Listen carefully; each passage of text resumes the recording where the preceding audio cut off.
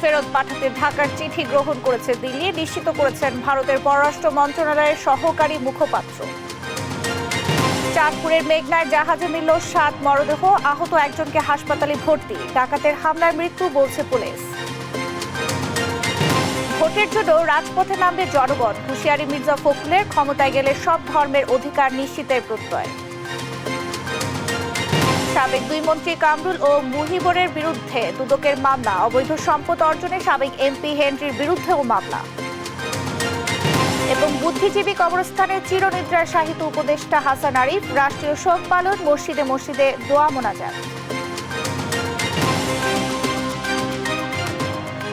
সংবাদ রাতে দেখছিলেন একেএসটিএম টিভির সংবাদ শিরোনাম, সঙ্গে আছি আমি শারমিন নাসি।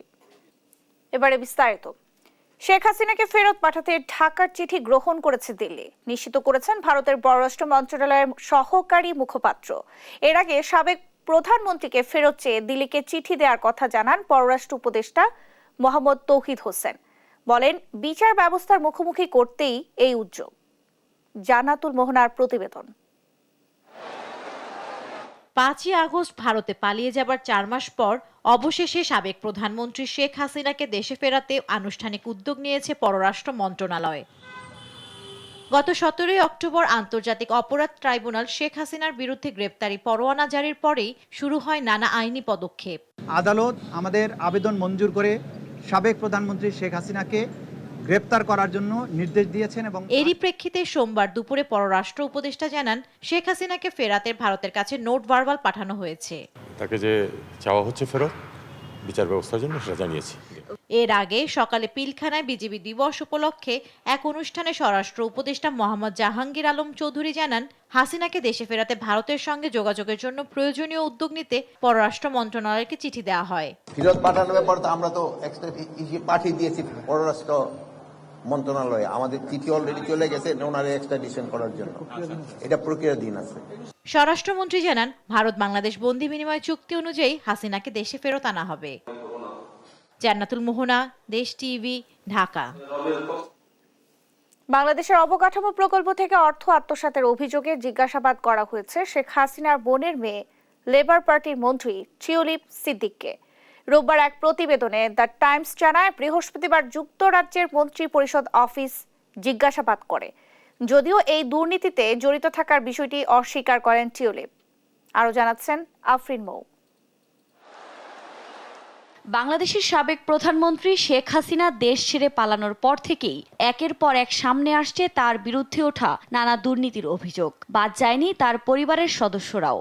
এর মধ্যেই বাংলাদেশের অবকাঠামো প্রকল্প থেকে বিপুল পরিমাণ অর্থ আত্মসাতের অভিযোগের তদন্তে উঠে এসেছে শেখ রেহানার মেয়ে ও যুক্তরাজ্যের ক্ষমতাসীন লেবার পার্টির মন্ত্রী টিউলিপ সিদ্দিকের নামও। এই ঘটনায় আন্তর্জাতিক মহলে নানা গুঞ্জনের মধ্যে এবার টিউলিপকে জিজ্ঞাসাবাদ করেছে যুক্তরাজ্যের মন্ত্রী পরিষদ অফিসের ন্যায় ও নৈতিক দল। বৃহস্পতিবার জিজ্ঞাসাবাদ করা হলেও রোববার এক প্রতিবেদনে এ তথ্য নিশ্চিত করেছে ব্রিটিশ সংবাদ মাধ্যম দ্য টাইমস। প্রতিবেদনের তথ্য বলছে, tulip economic secretary to the treasury and city minister হিসেবে দায়িত্ব পালন করছেন। তার কাজ যুক্তরাজ্যের অর্থ বাজারের ভেতরের দুর্নীতি সামাল দেয়া। তবে এর মাঝেই 2013 সালে রাশিয়ার সাথে বাংলাদেশের পারমাণবিক শক্তি প্রকল্পের চুক্তির সময় নিজ পরিবারকে প্রায় 4 বিলিয়ন পাউন্ড আত্মসাৎ করতে সহায়তা করেন টিউলিপ। যুক্তরাজ্যের ন্যায় ও নৈতিক দলের জিজ্ঞাসাবাদে দুর্নীতির অভিযোগ অস্বীকার করেন তিনি। তবে টিউলিপকে জিজ্ঞাসাবাদের বিষয়ে যুক্তরাজ্য সরকার বা টিউলিপের পক্ষ থেকে আনুষ্ঠানিকভাবে কিছুই জানানো হয়নি। তার বিরুদ্ধে অভিযোগ, 2013 সালে বাংলাদেশে পারমাণবিক বিদ্যুৎ কেন্দ্র রূপপুর নির্মাণে রাশিয়ার সাথে একটি চুক্তিতে মধ্যস্থতা করে প্রকল্পের ব্যয় বাড়িয়ে ধরতে সাহায্য করেন। আফরিন মৌ, নিউজ ডেস্ক, দেশ টিভি। চাঁদপুরের মেঘনায় থেমে থাকা জাহাজে মিলল 7 জনের মরদেহ। কিভাবে ঘটল এই হত্যাকাণ্ড আর তাদের পরিচয় নিয়ে চাঞ্চল্য তৈরি হয়েছে। ঘটনা 6 ঘন্টা পার হলেও কোনো তথ্য জানাতে পারেনি নৌ পুলিশ। তাদের ধারণা, পূর্বশত্রুতার জেরে ঘটতে পারে এমন হত্যাকাণ্ড। সহকর্মী শরীফ আহমেদের রিপোর্ট, জানাচ্ছেন আপন অপু। মেঘনার মাঝখানে নোঙর করা জাহাজ আল বাকিরা। আলাদা আলাদা কেবিনে চাদর কম্বল দিয়ে ঢেকে রাখা কয়েকজনকে। মনে হচ্ছিল তারা ঘুমাচ্ছে। কাছে গিয়ে দেখা যায় তাদের মাথায় গুরুতর আঘাতের চিহ্ন। পরে উদ্ধার করা হয় 5 জনের মরদেহ। মুমূর্ষু অবস্থায় আরও 3 জনকে ভর্তি করা হয় চাঁদপুর সদর হাসপাতালে। সেখানে মারা যান আরও 2 জন। সব মিলিয়ে নদীতে ঝরল 7 জনের প্রাণ। এই রহস্যজনক মৃত্যু নিয়ে চাঞ্চল্য তৈরি হয়েছে চাঁদপুরে। এখানে একটা জাহাজ ঠেকা অবস্থায় আছে, এটা দেখে আমরা এখানে আসলাম যে হয়তো জাহাজ ঠেকছে। পরে বিএসএফে যোগাযোগ করে শোনা গেল যে ডাকাতি হয়েছে। প্রতিনিয়ত এই জিনিসটাগুলো হচ্ছে। এখানে এই জাহাজটা যখন ঠেকা তখন আমার ক্যাপ্টেন বিএসএফে 16 নম্বর চ্যানেলের ভিতরে জানতে পারলো যে জাহাজটা ডাকাতি হয়েছে এবং 8 জন স্টাফকে কূপ হয়ে তারা হত্যা করছে। সোমবার দুপুরে 999-এ কল পেয়ে চাঁদপুরের হাইমচরের ঈশানবালা এলাকায় উদ্ধার কাজ চালায় নৌ পুলিশ ও কোস্টগার্ড সদস্যরা। জানা যায় সারবাহী জাহাজটি চট্টগ্রাম থেকে সিরাজগঞ্জের বাঘাবাড়ি যাচ্ছিল। চাঁদপুর অঞ্চলের নৌ পুলিশ সুপার জানান, পণ্যবাহী নৌযানটিতে থাকা ব্যক্তিদের দেশীয় অস্ত্র দিয়ে আঘাত করে হত্যা করা হয়। সন্দেহ শত্রুতা থেকে ঘটতে পারে এমন হত্যাকাণ্ড। প্রত্যেকটা রুমে রুমে মৃতদেহগুলো পেয়েছি। ঘুমন্ত অবস্থায় মারা হয়েছে এরকম মনে হয়েছে। এটা পূর্ব শত্রুতা বা এইরকম একটা কিছু হতে পারে বা অন্য কোনো কারণ থাকতে পারে, যেটা তদন্তের সাপেক্ষে বের হয়ে আসবে। এই ঘটনায় এখনো থমথমে চাঁদপুর। প্রক্রিয়াধীন আইনি ব্যবস্থা। দেখেন, আমাদের এখানে নিয়মিত টহল চলে আর কি, আমাদের কোস্টগার্ডেরও চলে, আমাদের নৌ পুলিশেরও চলে। তবে আজকের এই ঘটনার পরে আমরা বিশ্বাস করি, আমরা মনে করি যে এখানে যে নিরাপত্তা যেটা আছে সেটাকে আরো বাড়াতে হবে। নিউজ ডেস্ক, দেশ টিভি। পরিবর্তন ও সংস্কার চাইলে আবারও 5 আগস্টের মতো ঐক্যবদ্ধ হয়ে রাস্তায় নামতে হবে বলে মন্তব্য করেছেন বিএনপি মহাসচিব মির্জা ফখরুল ইসলাম আলমগীর। ভোটের অধিকার, ভাতের অধিকার ও ন্যায় বিচারের জন্য নেতাকর্মী সহ সাধারণ মানুষকে মাঠে নামারও আহ্বান জানান তিনি। সোমবার ঠাকুরগাঁয়ে বিএনপির জনসভায় তিনি এই কথা বলেন। শেখ হাসিনা ভারতে বসে ষড়যন্ত্র করছে বলে অভিযোগ করেন মির্জা ফখরুল। সহকর্মী শাকিল আহমেদের রিপোর্ট, জানাচ্ছেন আপন অপু। ঠাকুরগাঁয়ের শিবগঞ্জ ডিগ্রি কলেজ মাঠ। সোমবার সকাল থেকেই জড়ো হতে থাকেন বিএনপি নেতাকর্মীরা। একে একে আসতে থাকে মিছিল। প্রিয় দলের নির্বাচনী প্রতীক ধানের শীষে অনেকেই রাঙান নিজেকে। দুপুর নাগাদ বাড়ে নেতাকর্মীদের ঢল। জনসভা মাঠ রূপ নেয় মহাসমাবেশে। বক্তব্য রাখেন দলের মহাসচিব মির্জা ফখরুল ইসলাম আলমগীর। বলেন, পরিবর্তন আর সংস্কার চাইলে আবারও 5ই আগস্টের মতো ঐক্যবদ্ধ হয়ে রাস্তায় নামতে হবে। ভোটের অধিকার, ভাতের অধিকার ও ন্যায় বিচারের জন্য নেতাকর্মী সহ সাধারণ মানুষকে মাঠে নামারও আহ্বান জানান তিনি। 5ই আগস্ট সবাইকে রাস্তায় নামছিলেন, তাহলে আবারও সেই মতো ঐক্যবদ্ধ হয়ে রাস্তায় নামতে হবে। রাস্তায় নামতে গিয়ে অধিকার আদায়ের জন্য, ভোটের অধিকার আদায়ের জন্য, ভাতের অধিকার পাওয়ার জন্য এবং ন্যায় বিচার পাওয়ার জন্য, সামাজিক মর্যাদা পাওয়ার জন্য। এ সময় দায়িত্বশীল ব্যক্তিদের উত্তেজনাপূর্ণ ও বিভ্রান্তিকর বক্তব্য দেয়া থেকে বিরত থাকারও আহ্বান জানান তিনি। কিছু কিছু মানুষ এখন বিভিন্ন রকম কথা বলতেছে, এই কথাগুলো বলা বন্ধ করেন। বিশেষ করে যারা দায়িত্বশীল জায়গায় আছেন তারা ভুল কথা বলে, উত্তেজনামূলক কথা বলে, বিভ্রান্তি ছড়ায়, দেশের মানুষকে আর বিভ্রান্তি করবে না। বিএনপি মহাসচিব বলেন, এদেশে সবাই একে অপরের সঙ্গে মিলেমিশে থাকে, কোনো সাম্প্রদায়িকতা নেই। শেখ হাসিনা ভারতে বসে ষড়যন্ত্র করছে জানিয়ে মির্জা ফখরুল বলেন, সবাইকে সজাগ থাকতে হবে। নিউজ ডেস্ক, দেশ টিভি। যৌক্তিক সময়ের মধ্যে নির্বাচনের আভাস দেখছে না রাজনৈতিক দলগুলো বলে মন্তব্য করেছেন বিএনপির স্থায়ী কমিটির সদস্য আমির খসরু মাহমুদ চৌধুরী। সোমবার বিকেলে রাজধানীর গুলশানে বিএনপি চেয়ারপারসনের কার্যালয়ে লিয়াজু কমিটি, জাতীয়তাবাদী গণতান্ত্রিক আন্দোলন ও গণ অধিকার পরিষদের বৈঠক শেষে এই কথা বলেন তিনি। এ সময় তিনি বলেন, সংস্কার কমিশন প্রধানরা যেহেতু জনগণের নির্বাচিত প্রতিনিধি নয়, তাই তাদের দেয়া বক্তব্য আমলে নিচ্ছে না বিএনপি। বৈঠক শেষে জাতীয়তাবাদী গণতান্ত্রিক আন্দোলন এনডিএম এর চেয়ারম্যান ববি হাজ্জাজ জানান, নির্বাচনের সময় ক্ষেপণে কোনো প্রয়োজনীয়তা নেই। এখনই প্রয়োজন কি উপায়ে কোন সময়ের মধ্যে নির্বাচন হবে তার রোড ম্যাপ প্রদান করা। এদিকে গণ অধিকার পরিষদের সদস্য সচিব ফারুক হোসেন জানান, দ্রুত নির্বাচন দিতে অন্তর্বর্তী সরকারকে সহযোগিতা করবে রাজনৈতিক দলগুলো। সবচেয়ে গুরুত্বপূর্ণ বিষয় হচ্ছে বাংলাদেশের মানুষ যেটার জন্য অপেক্ষা করছে সেটা হচ্ছে আগামী নির্বাচন। এবং সেই বিষয়ে একটা যে সরকারের পক্ষ থেকে যে কথাটা বলা হচ্ছে সময়সীমা, সে ব্যাপারে কোনো আলোচনা করা হয়নি। সুতরাং আমরা অবগত নই কি কারণে এত দীর্ঘ সময় নিয়ে নির্বাচনের সব টাইম ফ্রেম দেওয়া হয়েছে। অন্তর্বর্তী সরকারের কাছ থেকে আমরা পরিষ্কার একটা রোড ম্যাপ দেখতে চাই, কারণ যতই আমরা সংস্কার বা যেই ডিসিশনই নিতে চাই না কেন, সেটার একটা ম্যান্ডেট লাগবে। এই ম্যান্ডেটটা যদি জনগণের থেকে না আসে, তাহলে এটা সঠিক ম্যান্ডেট কখনোই হবে না। জাতীয় নির্বাচনে যাওয়ার আগে সংস্কারের বিষয়ে জনমত তৈরি করতে হবে, যাতে করে আর কোনোদিন স্বৈরাচার ফিরে না আসে। যে দেশের নাগরিকরা সচেতন, সে দেশে কোনো অন্যায় হয় না। তাই সবার আগে যে কোনো অন্যায়ের বিরুদ্ধে দেশের নাগরিকদের সোচ্চার হতে হবে বলে জানিয়েছেন সুজন সম্পাদক ও নির্বাচন সংস্কার কমিশন প্রধান বদিউল আলম মজুমদার। দেশের মানুষকে নির্বাচনমুখী করতে চলছে নানামুখী উদ্যোগ। লক্ষ্য সবার অংশগ্রহণে হবে উৎসবের ভোট। অতীতে নির্বাচনের রাজনৈতিক দলগুলো ইভিএম নামের কালো বাক্সের মাধ্যমে জালিয়াতি করেছে বলে অভিযোগ বিশ্লেষকদের। সোমবার রাজধানীর সেগুনবাগিচার ঢাকা রিপোর্টার্স ইউনিটিতে সুশাসনের জন্য নাগরিক সুজনের গোলটেবিল বৈঠকে এ কথা বলেন বক্তারা। জনমত সৃষ্টির মধ্য দিয়ে সংস্কারের প্রশ্নে নাগরিকদের সচেতন ও সোচ্চার রাখতে হবে। এ সময় ঘূর্ণায়মান পদ্ধতিতে নারীদের জন্য 1/3 আসন সংরক্ষণ, ইউনিয়ন পরিষদ ও পৌরসভার ওয়ার্ডসমূহ জনসংখ্যার ভিত্তিতে নির্ধারণ সহ আরও কিছু প্রস্তাবনা পেশ করে স্থানীয় সরকার সংস্কার কমিশন। 8টা বিষয় উল্লেখ করা হয়েছে। এই 8টা বিষয় নিয়ে এই কমিশন কিন্তু সিরিয়াসলি আলোচনা করছে এবং অলরেডি কতগুলো বিষয়ে যে বিভিন্ন জায়গায় শেয়ারিং হয়েছে, যে মতামত পাওয়া গেছে, তাতেও কিন্তু এগুলোর প্রতি জোরালো সমর্থন আছে। তবে নির্বাচনে যে দলই ক্ষমতায় আসবে তাদের মনে রাখতে হবে জুলাই বিপ্লবে ছাত্র জনতার আত্মত্যাগ। কিভাবে তারা সরকারে আসলো, এটা মাথায় রেখে নির্বাচিত প্রার্থীদের ক্ষমতা প্রয়োগ ও নির্বাচন পরিচালনায় স্থায়ীভাবে পরিবর্তন আনা দরকার বলে মনে করে কমিশন। জাতীয় নির্বাচনে যদি ঘূর্ণায়মান পদ্ধতি হয় তাহলে কিভাবে হবে?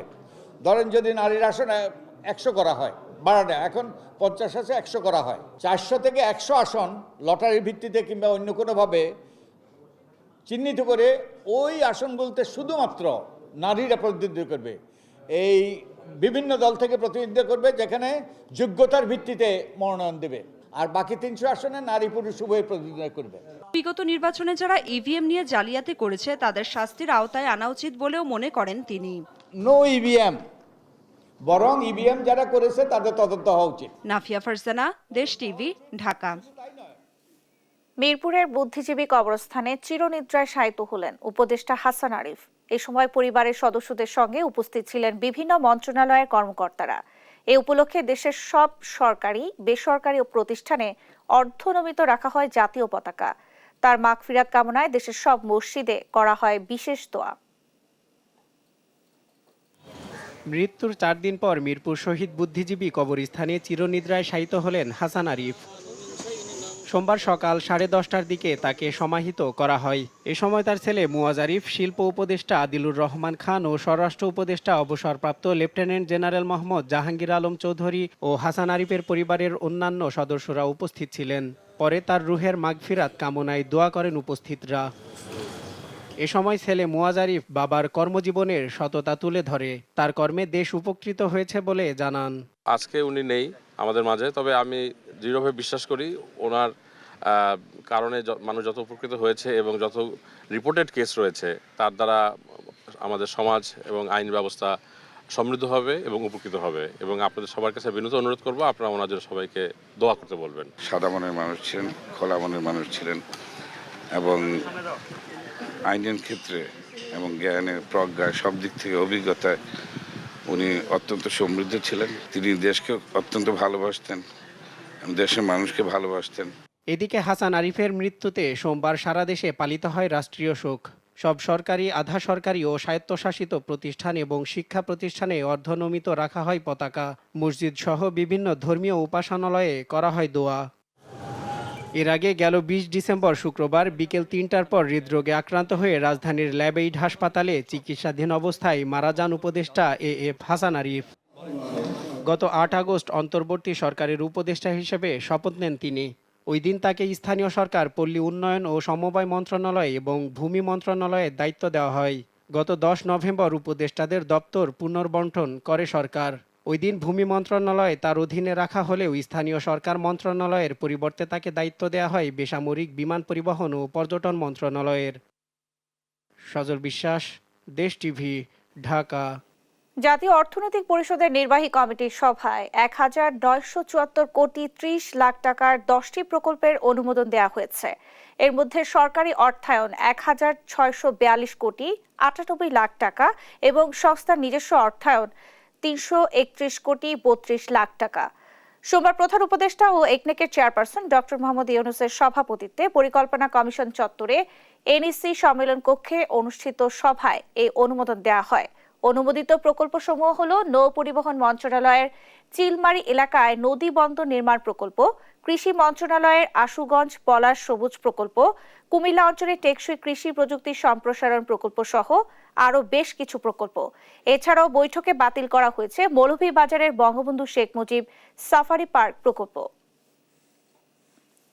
সাবেক মন্ত্রী অ্যাডভোকেট কামরুল ইসলাম ও প্রতিমন্ত্রী মহিবুর রহমানের সন্দেহজনক লেনদেনের প্রেক্ষিতে মামলা করেছে দুর্নীতি দমন কমিশন। এছাড়া সাবেক সংসদ সদস্য জান্নাতারা হেনরি ও তার স্বামীর বিরুদ্ধে ২৩০০ কোটি টাকার সন্দেহজনক লেনদেনের প্রাথমিক সত্যতা পাওয়ায় মামলা করেছে কমিশন। ফজলে আদিত্যের প্রতিবেদন। দুর্নীতি দমন কমিশনের প্রধান কার্যালয়ে সাবেক এমপি ও মন্ত্রীদের দুর্নীতির ফিরিস্তি তুলে ধরতে গণমাধ্যমের মুখোমুখি হন সংস্থাটির মহাপরিচালক মোহাম্মদ আক্তার হোসেন। সিরাজগঞ্জ ২ আসনের সাবেক এমপি জান্নাতারা হেনরি ও তার স্বামী শামীম তালুকদারের বিরুদ্ধে জ্ঞাত আয় বহির্ভূত সম্পদ অর্জন ও ব্যাংকে প্রায় ২৩০০ কোটি টাকার সন্দেহজনক লেনদেনের অভিযোগে মামলা করে দুদক। জান্নাতারা হেনরি সাবেক সংসদ সদস্য সিরাজগঞ্জ ২ আসন কর্তৃক তার বিভিন্ন পদবি এবং সংসদ সদস্য হিসাবে ক্ষমতার অপব্যবহার পূর্বক ৩৫টি ব্যাংক হিসাবের মাধ্যমে ২,৬৬,৬৬,৫৭৭ টাকা এবং ১৩,৭৮,৪৬,০০০ ডলার মার্কিন ডলার সন্দেহজনক লেনদেন করার অপরাধে একটি মামলা রুজু করা হয়েছে। সাবেক আইন প্রতিমন্ত্রী কামরুল ইসলামের বিরুদ্ধে মামলা করেছে দুদক। একই সাথে তার স্ত্রী ও সন্তানদের বিরুদ্ধে সম্পদ বিবরণী দাখিলের নির্দেশ দেয় সংস্থাটি। অভিযোগ সংশ্লিষ্ট অ্যাডভোকেট মোহাম্মদ কামরুল ইসলাম 15টি ব্যাংক হিসাবে ২১,১৮,০০,০০০ টাকারও বেশি টাকা অস্বাভাবিক লেনদেনের অভিযোগে এটি মামলা রুজু করা হয়েছে। সাবেক দুর্যোগ ও ত্রাণ প্রতিমন্ত্রী মোহাম্মদ মহিবুর রহমান ও তার স্ত্রীর ৩৪টি ব্যাংক অ্যাকাউন্টে ৩৯,২২,০০,০০০ টাকার সন্দেহজনক লেনদেনের তথ্য পায় দুদক। এরই প্রেক্ষিতে মামলা করেছে সংস্থাটি। অভিযোগ সংশ্লিষ্ট জনাব মোহাম্মদ মহিবুর রহমান অসাধু উপায়ে অর্জিত সম্পদ হস্তান্তর, রূপান্তর এবং স্থানান্তরের অপরাধে মামলা রুজু করা হয়েছে। ফজলে আদিত্য, দেশ টিভি, ঢাকা। বিডিআর হত্যাকাণ্ডের ঘটনা তদন্তে ৭ সদস্যের কমিশন গঠন করা হয়েছে বলে জানিয়েছেন স্বরাষ্ট্র উপদেষ্টা জাহাঙ্গীর আলম। বিজিবি দিবস উপলক্ষে খেতাবপ্রাপ্ত বীর মুক্তিযোদ্ধা ও পরিবারবর্গের সংবর্ধনা অনুষ্ঠানে এ কথা বলেন তিনি। এ সময় তার বক্তব্যে উঠে আসে রোহিঙ্গা প্রসঙ্গ। জানান, গেল ২ বছরে দেশে অন্তত ৬০,০০০ রোহিঙ্গা বাংলাদেশে প্রবেশ করেছে। তাদের আর দেশে প্রবেশ করতে দেয়া হবে না বলেও স্পষ্ট জানিয়ে দেন তিনি।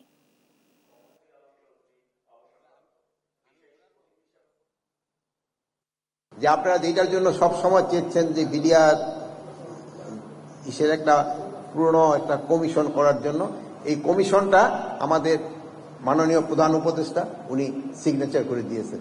গতকাল রাত্রি উনি সিগনেচার করে দিয়েছেন এবং এই আমাদের এই কমিটির সদস্য সংখ্যা হবে হলো ৭ জন। আমরা রোহিঙ্গাদের কোনো অবস্থায় প্রবেশ করতে দিব না।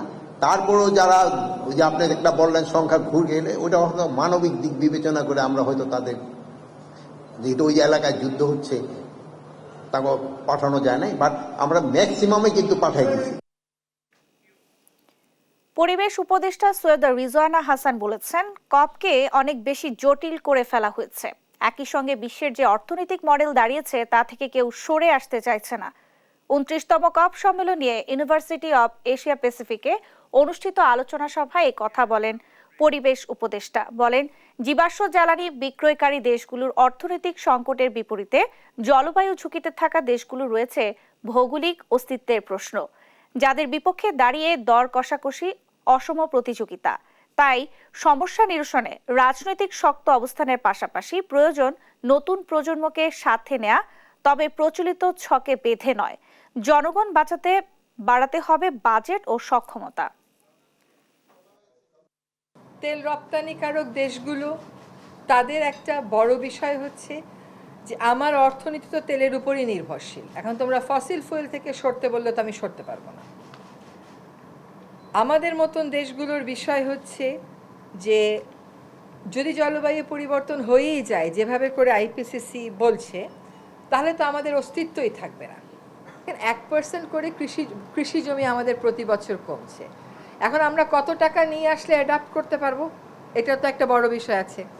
আমাদের ডিফরেস্টেশন হচ্ছে গ্লোবাল ডিফরেস্টেশন রেটের দ্বিগুণ। এটা আশা করা ঠিক না যে অল্প সময়ে এটা ফিক্স করে ফেলা যাবে, কিন্তু এটা একটা জায়গায় অ্যারেস্ট করার প্রক্রিয়া হয়তো শুরু হবে। রাজধানীর গুলশানে অনুষ্ঠিত হয়েছে strengthening disaster resilience through the LCM model lessons from Bangladesh coastal region শীর্ষক গোলটেবিল আলোচনা। সোমবার লেকশোর হাইটস হোটেলে উপকূলীয় অঞ্চলের দুর্যোগ প্রতিরোধে স্থানীয় সমাধান নিয়ে এই গোলটেবিল আলোচনা হয়। আলোচনায় বক্তারা দুর্যোগ মোকাবেলা প্রচেষ্টা স্থানীয়ভাবে আরও কার্যকর করতে যথাযথ নীতি ও অংশীদারিত্বের প্রয়োজনীয়তা তুলে ধরেন। এছাড়াও লিগ্যাল ফ্রম ওয়ার্ক এবং এলসিএ মডেলের মাধ্যমে উপকূলীয় অঞ্চলের নিরাপদ এবং টেকসই ভবিষ্যৎ গড়ে তোলার বিষয়ে গুরুত্ব দেন। সেশনটি পরিচালনা করেন দ্য শেয়ার ট্রাস্টের কান্ট্রি রিপ্রেজেন্টেটিভ মাহফুজা মালা। ব্যাংক ইন্স্যুরেন্স সেবা প্রদানের লক্ষ্যে সোমবার থেকে আনুষ্ঠানিকভাবে যাত্রা শুরু করেছে যমুনা ব্যাংক। এর ফলে গ্রাহকরা ডেল্টা লাইফের বিভিন্ন বীমা পলিসি যমুনা ব্যাংকের মাধ্যমে গ্রহণ করতে পারবেন। বাংলাদেশের মানুষের কাছে বীমা পণ্য ও সেবা আরও সহজতর করার লক্ষ্যেই এই উদ্যোগ। যমুনা ব্যাংকের ব্যবস্থাপনা পরিচালক ও সিইও মির্জা ইলিয়াসউদ্দিন আহমেদ, উপব্যবস্থাপনা পরিচালক একেএম আতিকুর রহমান এবং ডেল্টা লাইফের সিইও উত্তম কুমার সাধু এর উপস্থিতিতে অনুষ্ঠানটি অনুষ্ঠিত হয়। এখন থেকে ব্যাংক ইন্স্যুরেন্সের সেবার মধ্য দিয়ে ডেল্টা লাইফের বিস্তৃত উদ্বোধনী পণ্য ও সেবা যমুনা ব্যাংকের শাখা উপশাখা সহ ব্যাংকের দেশ জুড়ে বিস্তৃত নেটওয়ার্কের মাধ্যমে পাওয়া যাবে।